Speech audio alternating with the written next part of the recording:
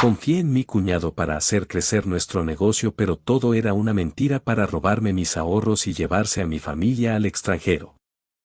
Todo empezó así.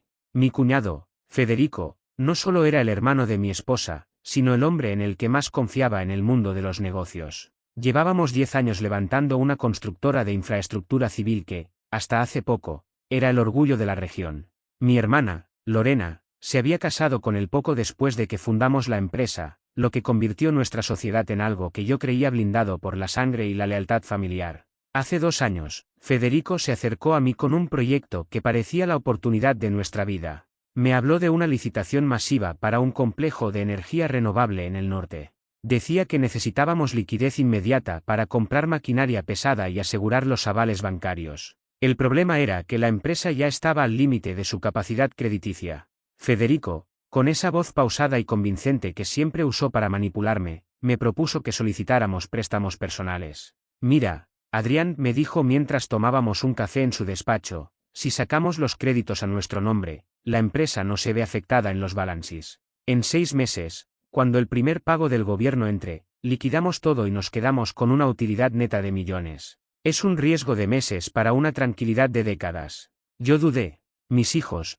Tiago y Valentina, estaban en una edad donde la estabilidad era lo único que me importaba. Pero mi hermana Lorena también intervino. Me llamó una noche llorando, diciendo que Federico estaba bajo mucha presión y que este proyecto era lo que finalmente los consolidaría. Confié en ellos. Firmé como deudor principal en 3 préstamos bancarios de alto riesgo y puse mi casa, la única propiedad que mi familia tenía, como garantía hipotecaria para un cuarto crédito puente. Durante los primeros 4 meses, todo parecía marchar bien.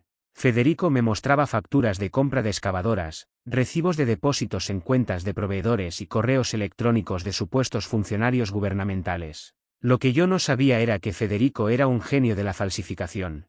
Las facturas eran de empresas fantasma que él mismo había creado meses atrás y los funcionarios eran simples cuentas de correo que él administraba desde su computadora personal. La bomba estalló un lunes por la mañana. Fui a la oficina y encontré el despacho de Federico vacío. No solo se habían llevado las computadoras, sino que la caja fuerte estaba abierta y sin un solo centavo. Intenté llamar a Lorena, pero su teléfono estaba desconectado. Fui corriendo a su casa y encontré un camión de mudanzas terminando de cargar los últimos muebles. El conductor me entregó un sobre que decía mi nombre. Adentro había una sola hoja: lo siento, hermano. Los negocios son para los que saben ver las oportunidades antes que los demás. No nos busques. Ese mismo día, el banco me llamó. No se había pagado ni una sola cuota de los préstamos personales. Cuando revisé las cuentas de la constructora, descubrí que Federico había desviado sistemáticamente el capital de operación hacia cuentas en el extranjero durante más de un año. Yo estaba en la bancarrota total. No solo debía millones que no tenía, sino que el proceso de ejecución hipotecaria sobre mi casa empezó de inmediato. Tuve que sentarme con mi esposa, Mariana, y explicarle que lo habíamos perdido todo. Ver la cara de mis hijos cuando los abogados del banco vinieron a tasar la casa fue el momento más doloroso de mi vida. Tiago me preguntó si tendríamos que dormir en la calle. No supe qué responder. Lorena, mi propia sangre, me había vendido por una vida de lujos en algún paraíso fiscal junto al hombre que destruyó mi futuro. Nos mudamos a un departamento minúsculo en un barrio peligroso. Tuve que vender mi camioneta, mis herramientas y hasta los ahorros para la universidad de los niños para evitar que me metieran a la cárcel por los impagos. Mientras yo trabajaba 16 horas al día como supervisor de obra en una empresa que antes era mi competencia, Federico y Lorena subían fotos a cuentas privadas de redes sociales. Gracias a un antiguo empleado leal, pude ver algunas. Estaban en una villa frente al mar en Portugal, brindando con champán. La psicología de la traición familiar es devastadora porque no solo pierdes el dinero, pierdes la fe en el mundo. Pasé un año sumergido en un odio que me consumía los Husos. Pero entonces, cometieron un error. Federico, llevado por su arrogancia, pensó que yo era un hombre acabado y que nunca tendría los recursos para rastrearlos. Lo que él no sabía es que yo todavía conservaba una copia de seguridad del servidor antiguo de la empresa que él creyó haber borrado. Contraté a un experto en informática forense, un tipo llamado Sergio que me debía un favor del pasado. Sergio pasó noches enteras desencriptando archivos hasta que encontró el hilo que buscábamos. Federico había usado la identidad de un socio fallecido para mover el dinero, pero cometió el error de usar su propia dirección IP en un par de transferencias desde una red Wi-Fi en un hotel de lujo en Lisboa. Los tengo, Adrián, me dijo Sergio una madrugada.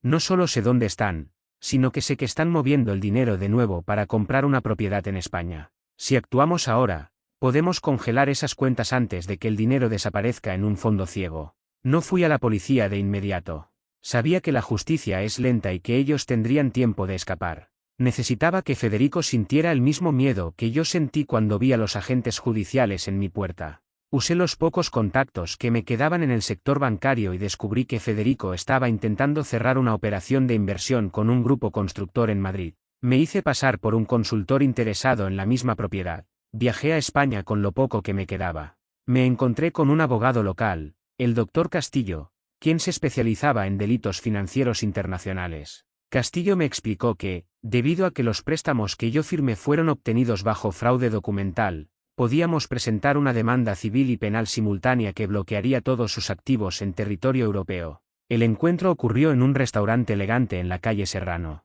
Yo estaba sentado en una mesa al fondo, con una goura y gafas, viendo cómo Federico y Lorena entraban al lugar, vestidos con ropa que costaba más de lo que yo ganaba en un año. Se veían felices, bronceados, como si no hubieran dejado a una familia entera en la miseria. Cuando el notario que ellos esperaban llegó, yo me levanté y me acerqué a su mesa. La cara de Federico se transformó en una máscara de terror absoluto.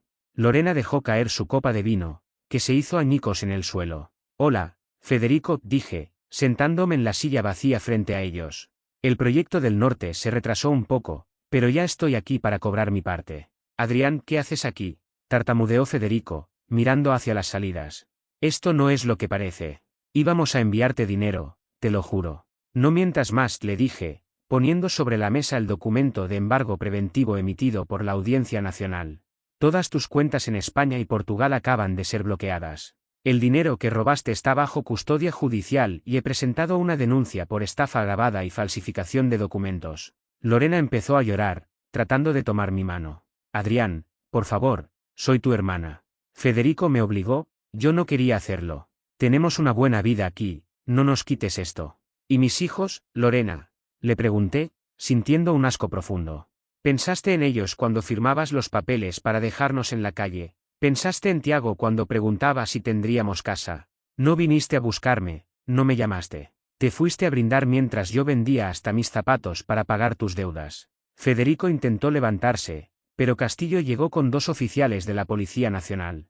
Resulta que las falsificaciones de Federico no solo me afectaron a mí, también había estafado a un banco local en Lisboa usando las mismas empresas fantasma. El tipo era un estafador serial y yo solo había sido su primera víctima a gran escala. Federico fue esposado ahí mismo, frente a los comensales del restaurante que observaban la escena con una mezcla de morbo y confusión.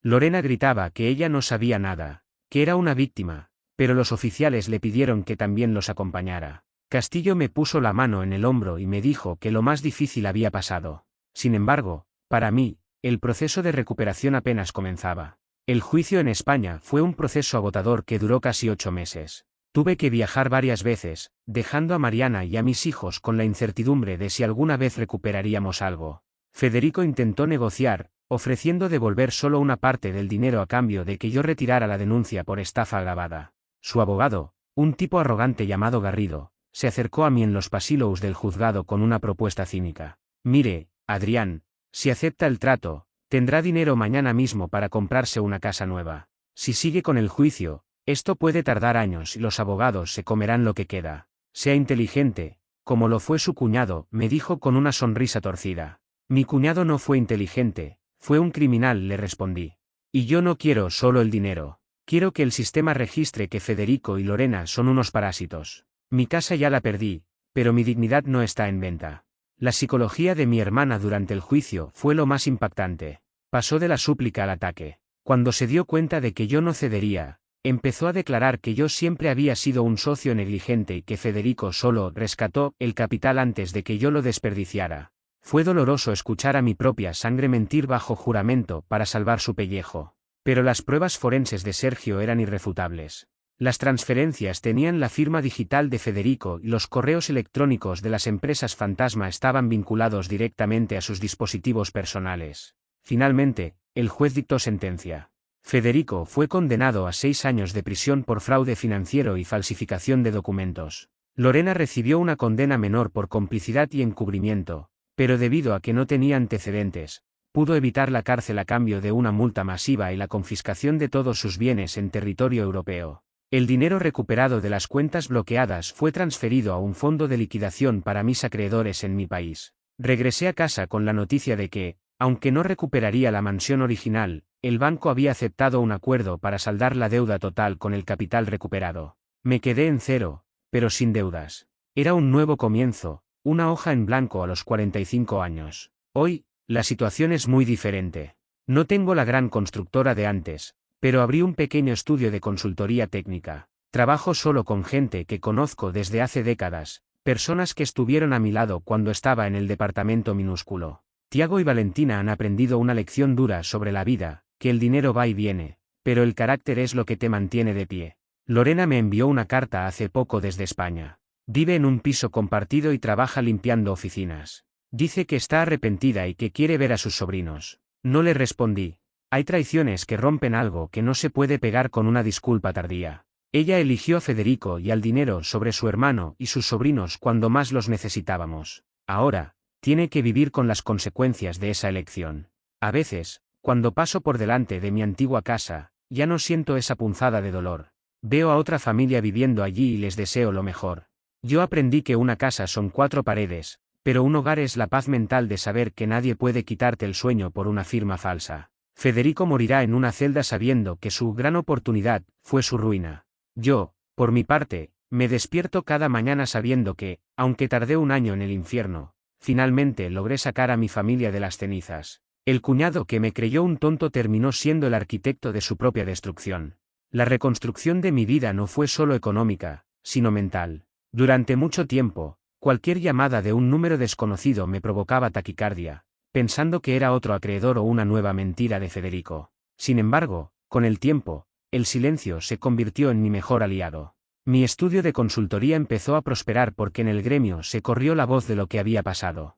La gente prefiere trabajar con alguien que prefirió irse a la quiebra antes que ser un cómplice, y esa reputación de integridad se convirtió en mi activo más valioso. Unos meses después de que Federico fuera sentenciado, recibí un paquete por correo certificado desde una prisión en las afueras de Madrid. Era un diario viejo y una serie de documentos que Federico había guardado en una caja de seguridad que la policía no había detectado inicialmente, pero que él decidió revelar a través de su abogado como un último intento de limpiar su conciencia.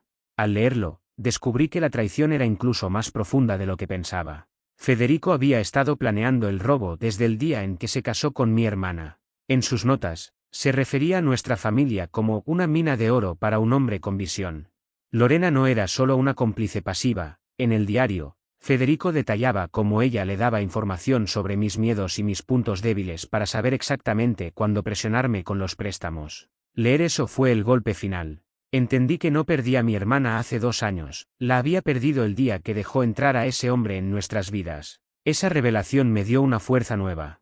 Decidí que no permitiría que su sombra tocara a mis hijos nunca más. Mariana y yo tomamos la decisión de mudarnos de ciudad, a un lugar donde nadie supiera quiénes eran los hermanos traidores ni la familia que lo perdió todo.